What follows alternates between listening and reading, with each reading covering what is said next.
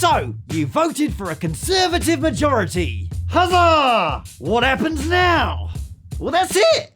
You've done it! You've won the game! All your problems are now over. You've beaten the last boss and can now enjoy the spoils of absolute victory. Well done, you. But what does winning this actually mean? Well, we're gonna get Brexit done, that's for sure. And Corbyn's a socialist, even though I don't really know what a socialist is. But it's good because he's gone now, so no more socialism. Whatever it is. Probably something to do with Nazis, not quite sure. But yeah, Brexit. To be honest, I'm not really surprised that it turned out like this. That's because whereas homelessness and poverty and hiked tuition fees and universal credit sanctions and police cuts are real, tangible things, Brexit is not. It's an idea. It's a beautiful fantasy. You can't feel it and taste it and smell it, but it represents something. And that something that it represents isn't one single thing. It means something different to everybody. For many, it's about taking back control. And for others, it's simply an excuse to exercise hate speech against those who look a little bit different to them. In 2016, the British public voted by a majority to leave the European Union. The main architect of the Leave campaign was this man. Recognise him. And do you remember him at the time promising the key pledge to redistribute £350 million a week from the EU into the NHS? We can take back control of £350 million a week and spend on our priorities here in this country, including on the National Health Service. This is what he promised. It all sounded so rosy, so hopeful, so good, didn't it? Many voted solely based on this promise. And after the Leave campaign won,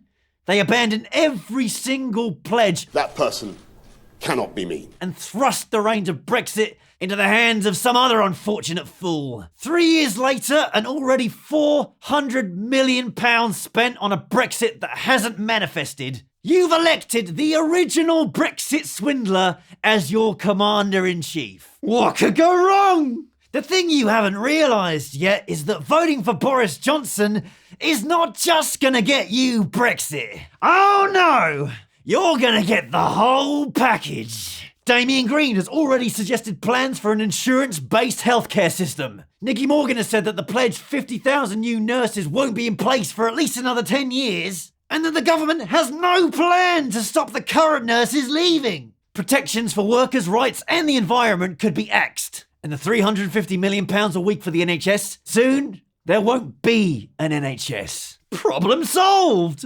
I want to do a little test though. A game, if you will. And you love games, don't you? On average, how many hours per night were you kept awake worrying about EU membership before the 2016 referendum? Go!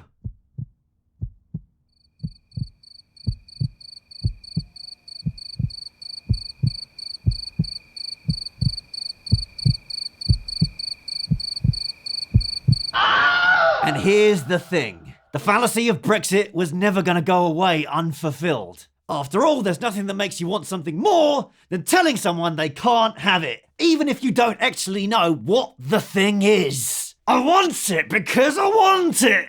It had to happen eventually, because until it does, no one will believe just how bad it can be. So there you have it. This is what you've been dreaming of for the last 3 years, isn't it? Now, own it. You have no right to complain about anything anymore. Johnson now has the majority to get whatever he wants from Brexit, or anything else for that matter. The opposition is decimated. There is absolutely nothing standing in your way. No more excuses. No more complaining. No more bitching and f***ing moaning. You'll have a hard Brexit. You'll have a Trump trade deal. You'll have scrapping of human rights. You'll have more police and emergency services cuts. More poverty. You'll lose the NHS. You'll have more anti-immigrant sentiment, more hate, more division, more violence. Of course you will. You've elected the same party that brought in all these lovely things over the past almost a decade. Anything bad that happens now, and it will, is on you. I really don't want to have to say I told you so.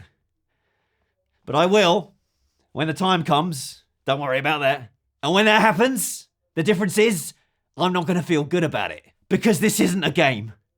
This is life or death for the 14 million people in the UK currently living in poverty as a result of 9 years of Tory austerity. You go and enjoy all this. You've earned it.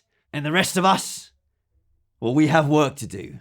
It's clear now that the government can't be trusted to take care of the poor and most vulnerable in our society. It's clear that they would rather scapegoat immigrants and fuel anger and division. Their priority is to get into power, remain in power, at whatever cost, by saying whatever they need to. They're not one of us.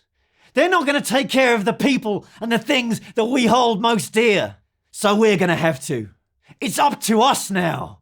Westminster is now entirely run by the self-serving elite who have convinced the British working public that they represent them, which is the biggest joke of all. For all those feeling hopeless and despondent right now, I implore you, please don't. The real work starts now, because we've seen the games they play, the lies they'll spin and the lengths that they'll go to. And as hard as it is, and I know how hard it is, giving up is simply not an option. Not when those that have nothing are relying on us. We who voted for hope and change are the last line of defence against a government that does not care about its people. Don't let them scare you.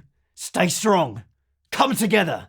Be the change. It's going to be tough, but any good thing hard won is worth fighting for.